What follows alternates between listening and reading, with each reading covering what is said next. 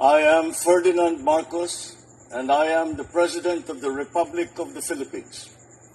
I stand today on behalf of 110 million Filipinos. Mr. President, among us are 57 teacher ones who are nearing their retirement. This is the fulfillment of your promise. Yan, yung nakatayo, Mr. President. This is the fulfillment of your promise you made some time ago that no teacher shall be left behind and no teacher shall retire as a teacher one. May I also invite 5 of our longest serving teachers to join us on stage and to personally express their heartfelt gratitude to you. Andi dito po, Mr. President, si Teacher Maria Cleofe Saniel from Argao National High School, 55 years old, 31 years before na-promote, Mr. President. Grabe. Teacher Janet Navarro from Nangka National High School, 56 years old, 32 years old before na-promote. Si Sir Achilles Mentes from Ramon E. Bacaltos National High School, 32 years before na-promote ho siya. Mr. President, Teacher Mercedita Teves from Buanoy National High School, 31 years before her promotion. And lastly, Teacher Jean Ash from Giloctog National High School, 32 years before her promotion. Mr. President, for these teachers today is very, very special. This is their first promotion after a career spent serving in the classroom. Salamat, Mr. President, on behalf of the DepEd family. Salamat po. Daghang salamat, Mr. President. Mr. President, may we invite you to come up on stage to witness the oath-taking of our teachers and school heads and to make the occasion more special for them. Tagal naman bago ma-promote. So, We may ask our beloved ngayon teachers lang. to please rise and get ready. to Guys, take ngayon their lang sila oaths. na-promote, Thank you, diba? Mr. Sa haba President. ng panahon. So, taas po natin ang ating kanang kamay. Please repeat after me. Ako si, please state your name. Nang, please state your address. Na itinalaga bilang, please state your new position. Ay taimtim na nanunumpa. Natutuparin ko ng buong husay at katapatan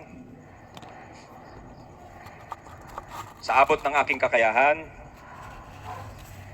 ang mga katungkulang pinagtalagahan sa akin at sa dapat gampanan. Sa iba pang pagkaraan nito'y gagampanan ko sa ilalim ng Republika ng Pilipinas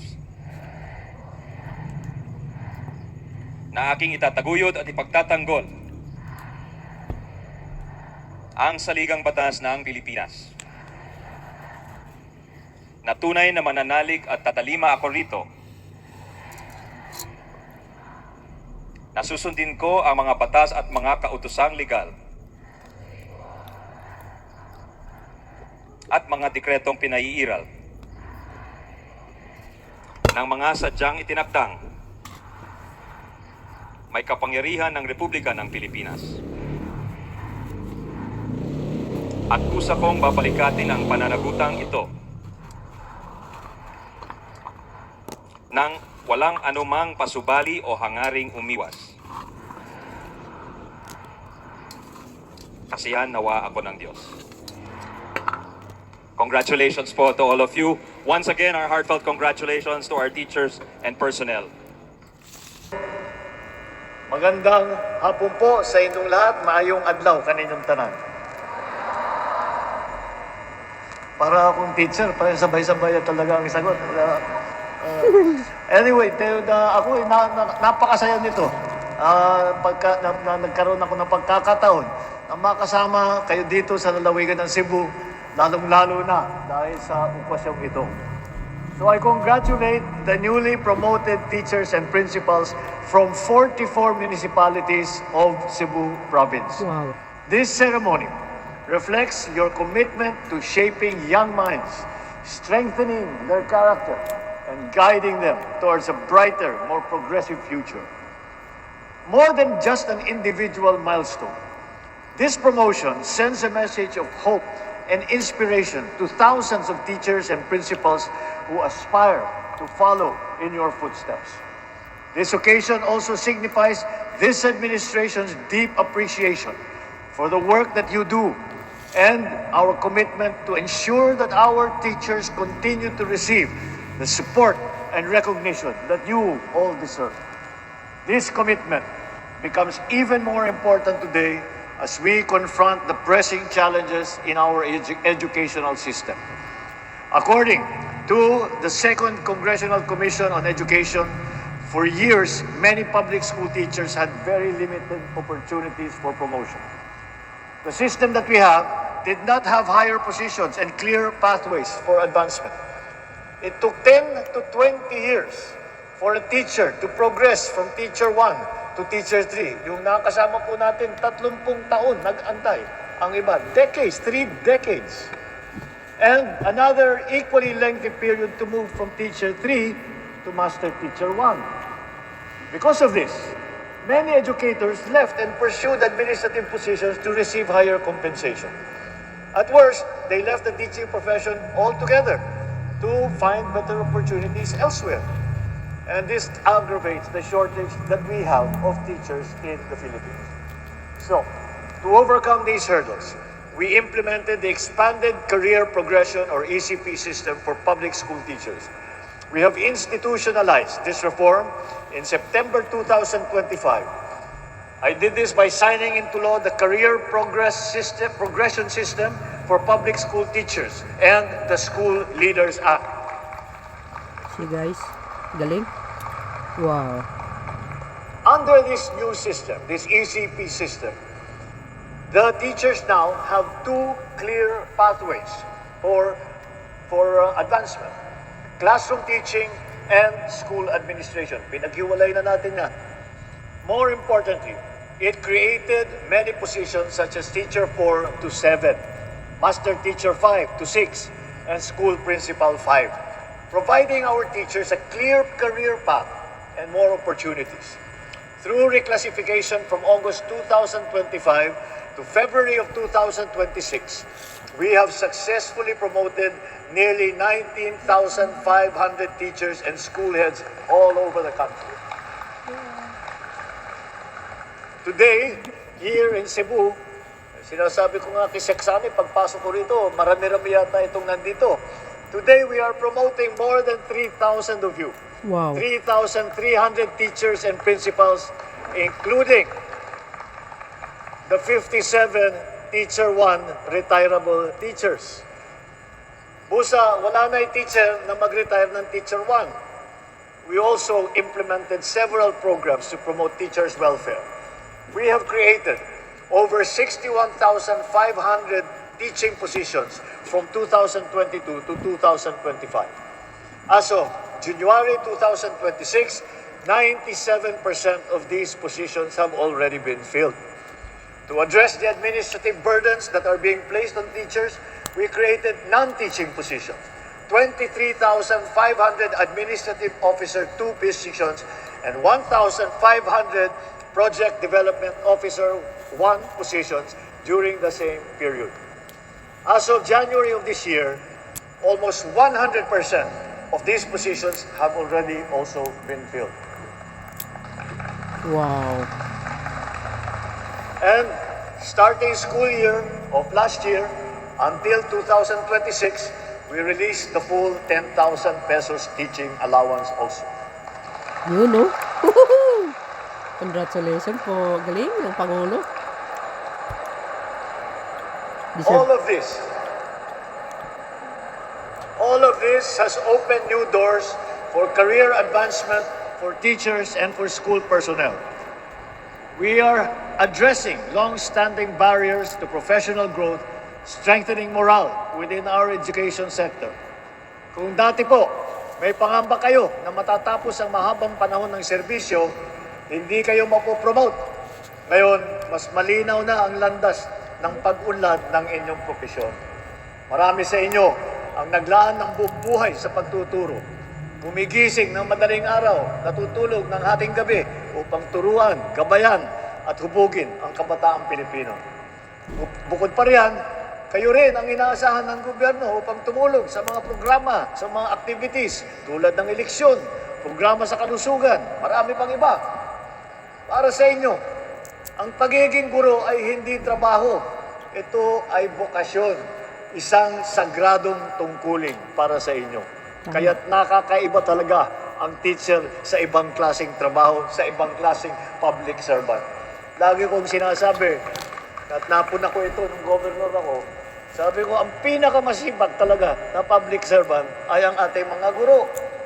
Dahil, bukod sa inyong trabaho sa eskwelahan, na inaalalayan, inaalagaan, tinuturuan ng ating mga kabataan, na napakahalagang trabaho, lahat ng ibang trabaho, kailangan din kayo ang gagawa.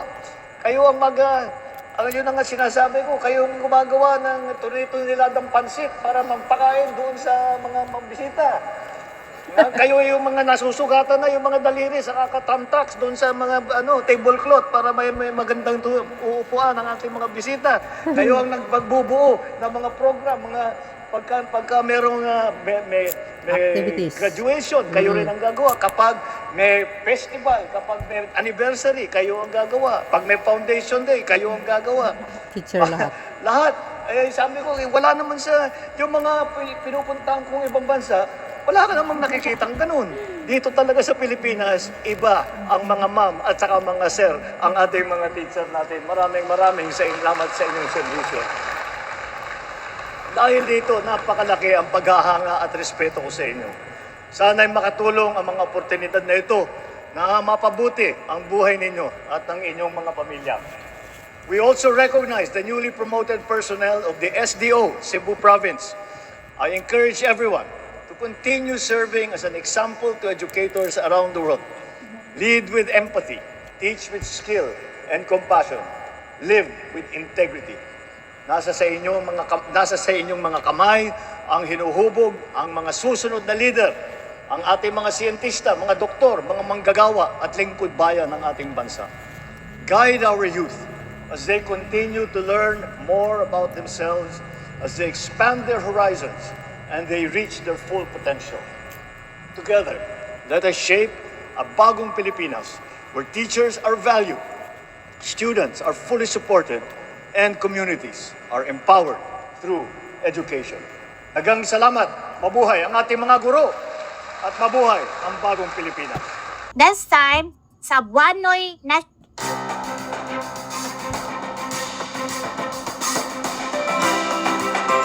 I'm so very grateful kasi yung ECP or the expanded career progression talaga nakatutulong sa amin. Hindi kami nahihirapan sa promotion na yon. Wow. Talagang so very grateful. At this time, sa Buanoy National High School ako ngayon. With 32 years na sa pagpupuro. Because that is my profession, that in my own, I want to help the learners. Sa totoo, yung guro ay nasa atin ang kanilang kinabukasan. At taos puso kong pasasalamatan naman yung ating Pangulo, Ferdinand Bongbong Marcos Jr. sa ganito naman na promotion na ibinigay sa amin. In my service, I am teaching for 42 years. Akong tagal. Then, I am very happy that I am promoted from Master Teacher 2 to Principal 1. Ito ang pinaka magandang nangyayari sa akin na before I retire, I am so happy that the government initiated this mass oath-taking for us promotees. Magre-retire na po ako, so ito lang ang gagawin po. I-continue ko po ang pagtuturo sa mga kabataan kahit na magre-retire na ako. Ipagtaguyod ko kung ano talaga ang kahulugan, kalidad ng ating edukasyon para ipagpatuloy para sa mga kabataan. Buong pasasalamat ko kay President Bongbong Marcos dahil binigyan kami ng pagkakataong makapagtuloy sa aming gagawin at ipapangako ko na gagawin po ang lahat na makakaya ko para sa mga kabataan, para sa ating edukasyon. Maraming salamat po, Pangulong Marcos, sa pagpapataguyod sa edukasyon. Nagalak ako ngayon dahil hindi ko na-expect to na naging teacher 3 agad. Dahil yung application ko ay teacher 2 lang. So nagpasalamat ako sa Diyos na ang laki ng binigay niyang blessing sa akin. Hindi ko na-expect to. Akala ko teacher 1 hanggang retirement lang ako. Nag-enjoy naman ako sa trabaho ko eh. So hindi ko na-expect na may ganitong program na ginawa ang gobyerno. 33 years ako nagtuturo. Maraming hamon. Napakahalaga ng promotion na to, mga Pangulo. Maraming salamat sa programa na ginagawa mo. At sana magpatuloy ka sa bibigay ng mga mabuting serbisyo para sa aming mga guro na serbisyo talaga sa buong mundo at sa mga kabataan ng buong Pilipinas. Maraming salamat po sa inyong tulong. You see guys, nakakatuwa yung mga teachers natin. Congratulations mga madam. Ayan, at of course, kudos naman kay Secretary Angara. And higit sa lahat, ang ating mahal na Pangulo sa pagbibigay ng ganyang oportunidad sa ating mga guro, lalo na po yung magre-retire na. Makikita mo sa mukha nila, sobrang happy. Ganyan dapat ang leader. Nakikita din ang hinanaing ng bawat sektor. Example, yung mga guro na matagal nila hinintay mga promotion na yan. My goodness guys, sobrang tagal yun more than 32 years. OM gosh, ngayon lang sila na talaga na-promote. But of course, siyempre, God is good all the time. Through our President Ferdinand Marcos Jr., nabigyan sila ng magandang pag-asa, 'di ba? Sa tagal nilang serbisyo ngayon. Masaya silang guys, na nagtuturo. Very happy. Congratulations once again sa mga promoted na mga guro all over the Philippines. Kaya abangan nyo guys si Pangulong Marcos Jr. sa iba't ibang lugar, not only di Cebu guys maglilibot yan, makita nyo ipopromote ang lahat ng mga guro sa public school. Kaya ako'y natutuwa. Without teacher, hindi natin marating ating mga ang ating mga pangarap. Sila ang key, para magkaroon tayo ng magandang profesyon sa iba't ibang klaseng profesyon, Kaya saludo ako sa mga guro. Thank you. Ito pa, yakap program mga kababayan sa Cebu. Medical mission para sa mga estudyante, mga guro, dala-dala ni Pangulong Marcos Jr. After promoting sa mga guro, ito, para sa mga chikiting, mga estudyante, medical mission, yan. Galing talaga ng Pangulo guys, So, shout out sa mga taga Cebu, sa mga guro, Pakinggan nga natin. Malaking pasalamat po namin dahil meron na tayong continuity learning space. Dahil yung mga bata makapag-aaral na ng mabuti. At saka safe na sila sa bagong classroom nila. Well, para sa akin po talaga, I'm very grateful. Kasi nakatulong po ito talaga sa aking mga gamot, lalo na po kasi may karamdaman ako ngayon. Nagpapasalamat po talaga kami sa laking tulong na ibinigay. At sana mabigyan po kayo ng marami pang blessing para makapagpatuloy po sa pagtulong sa mga people of the Philippines. Sana po marami pa pong mga classrooms na mailalagay sa bugo para po mas safe na po yung ang aming mga classrooms at safe na rin po yung mga bata. And aside from the critical shortage of food, shelter, and clothing that we had, as a teacher, we had difficulties or struggles on managing the stress or the trauma of our students. In this learning continuity space will help our students in a way that they will be provided with a learning environment that is conducive to learning. And of course, that will help them enhance their academic achievement. And of course, it will also foster emotional security after that very traumatic experience. We really feel so grateful and privileged, knowing that our president, our administration, like is it under the leadership of Ferdinand Marcos Jr., is really giving attention to our health, not only our education, but also to our health. So we feel so grateful and privileged. Katong time kay na-struggle jud mi katong pagkahuman sa linog, especially sa mga student, especially sa akong anak. Kay dili mi ka control usay sa mong anak to teach them. Mas dako siya tabang sa kanang ilang gipakita karon nga ingani kay mas safety siya sa mga bata. Labaw nagmo napay mga aftershocks nga mo abot, and then duol ra sa magkuan siya, dili kay struggle sa uban nga kanang dali sila makagawa sa room sa ingani nga room nga ilang gihatag sa mua. thankful kay mi anak nga nahatag nila. Pareha silang mga tambal nga free na siya. Then okay siya kay kanang affordable siya sa community nato nga to help other people nga kanang makahatag. Thank you, mga may pasalamat kang President Ferdinand Marcos and DepEd Secretary Angara nga hopefully nga continue gihapon ang ilang pagtapang sa community o sa ubang mga bata sa ubang estudyante nga naa diri sa komunidad nga mag-continue gihapon ang ilang pagtabang sa mua.